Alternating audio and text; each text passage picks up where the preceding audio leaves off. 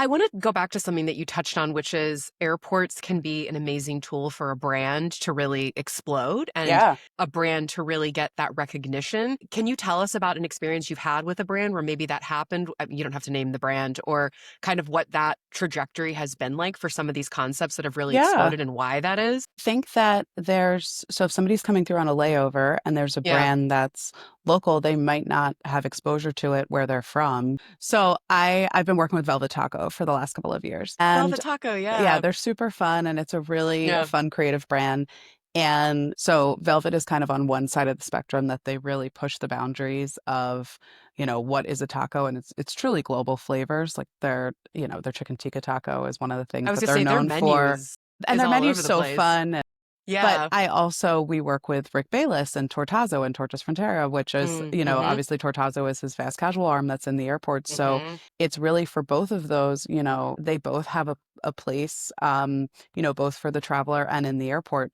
For Rick, so many people, know Chef Rick from being a celebrity chef and from different shows that he's competed on, but then they can go and they can taste his food, which is really exciting. And then Velvet, if there's somebody that's traveling through Houston that's from the Northeast where they don't have locations on the street, I'll get messages from friends and they're like, oh my gosh, like, what is this queso? What is, I just had a buffalo chicken Yeah. taco that was great. So I think it's a really fun experience Mm-hmm.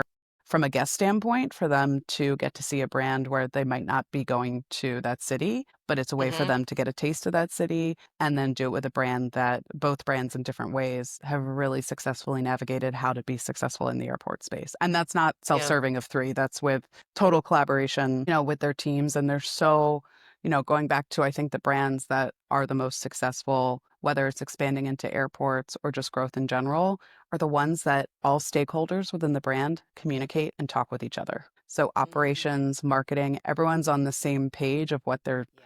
like. It's a holistic approach versus folks working in silos. And I think that's something, hospitality or not, is a principle that is often not necessarily 100% honored. Yeah. No, agree. absolutely. So and beyond, we've talked about airports quite a bit. I know it's probably a chunk of what you do, but there's other And I love areas. it. Yeah, they're It's fun. perfect.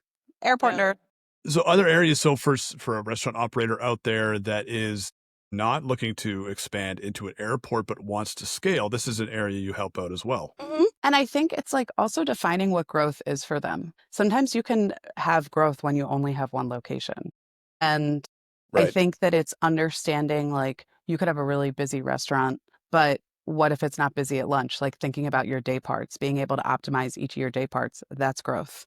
Thinking Mm-hmm. about your menu and how to retain staff, that's growth. I think that retention is often seen as like the enemy of growth, like complacent or things like that. It's not. It's being consistent, and I think that's understanding who their audience is in terms of like what restaurants make sense for them to work with or what Mm-hmm. makes sense for them to add in their portfolio. It's the same thing with restaurateurs. A lot of the principles of things that we would do to conduct like research and development in a certain geographic market they're thinking about for an airport can also be translated for street side. So we'll do analyses based on that market of like, okay, there's XYZ is trending, but there's a gap here. There's not this type of restaurant, or you're seeing, this demographic is really moving in. We saw that a lot post COVID. There were so many shifts in where people were moving. Like there was a mass exodus from Brooklyn to Philadelphia or New York in general to Philly. So kind of looking at that map. A lot of work in the DC area. I'm spending a lot of time seeing the shift recently from like Arlington to all the millennials are now moving like they want a yard.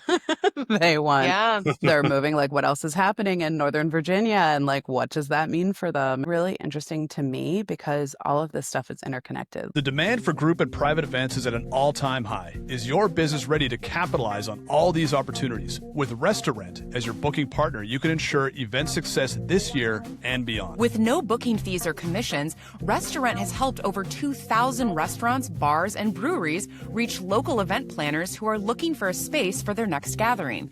Whether it's a birthday, anniversary, graduation, or corporate event, Restaurant will get your space booked. Try it today and receive 3 months completely risk-free by signing up at restaurant.com/podcast.